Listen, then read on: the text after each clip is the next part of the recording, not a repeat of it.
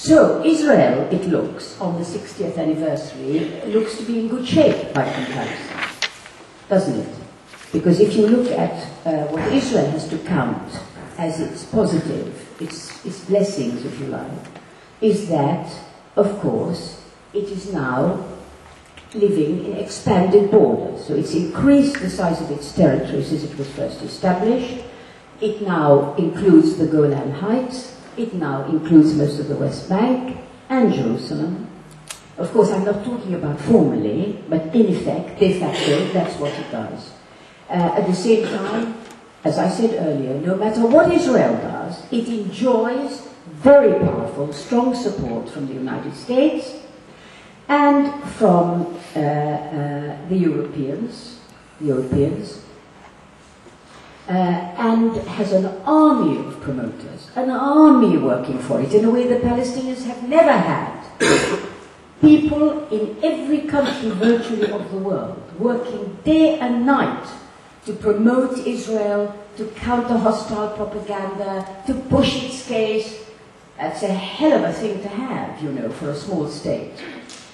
And of course, the idea of a Jewish state, the idea that was so crazy and such a fantasy at the end of the 19th century, such that its proponents were dismissed in the way that people dismiss people like us when we talk about the one-state solution now, who say, what a fantasy, how stupid these people are, they're crazy, they're loonies. Look at this today. The Jewish state is established as an idea, never mind just as a concrete reality, as an idea in the minds and hearts of a very large majority of people in the Western world. Quite a lot of achievements, okay? But yet the title of my talk was Israel, a Failed State. So there must be something bad about all this. Well, in my opinion, Israel has a very poor outlook. Its future, I think, is bleak. Despite all that I have said, I think its future is bleak. And the reason that it is bleak is because of the way it was set up. No matter how hard it's fought and how much it's tried, it has not been able to overcome the original problem of the way it was created. Because, of course, it's an anomaly in our region. It's an anomaly on every sort of count you can imagine, both in terms of its society, both in terms of the way it was imposed on the people without their will, in the way that it actually led to the dispossession of people who're still there to fight and resist, and by the way in which, therefore, having been created like that, it was forced, obliged, to maintain itself from that moment on to this and into the future by brute force.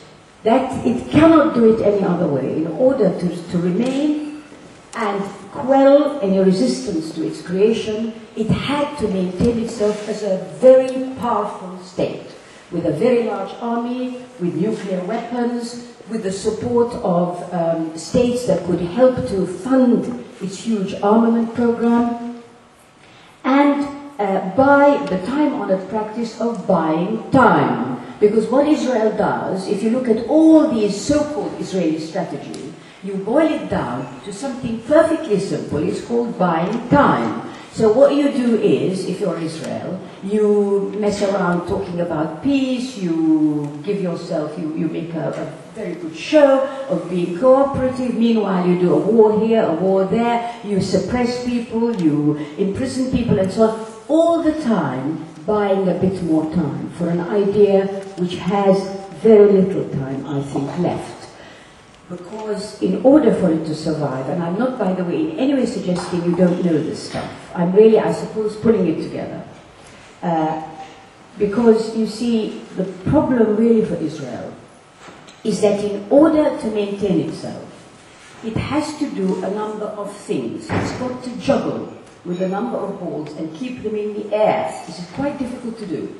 So what it has to do, first of all, is ensure that the sponsor, the major sponsor, the United States, remains on side and remains highly supportive and continues to fund it.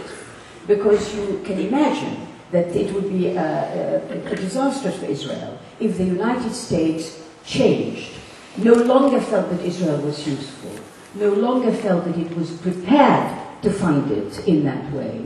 Now, I'm not in any way suggesting that this has happened, but I look at the example of Latin America. Who would have thought that these states, which had been under US hegemony for so long, then start to acquire leaders like Hugo Chavez, leaders like the leader in Bolivia, Evo Morales. Suddenly it's like a house of cards, it's beginning to fall down. One cannot discount and must not discount what might happen in this balance between US and Israel. And of course there's a big economic factor, which I don't have no time to go into, to do with China and the rise of Southeast Asia, etc. So, however, but for Israel, let's go back to Israel. Israel has to keep the United States on side, but strongly on side, not lukewarm, nothing like that, strongly on side.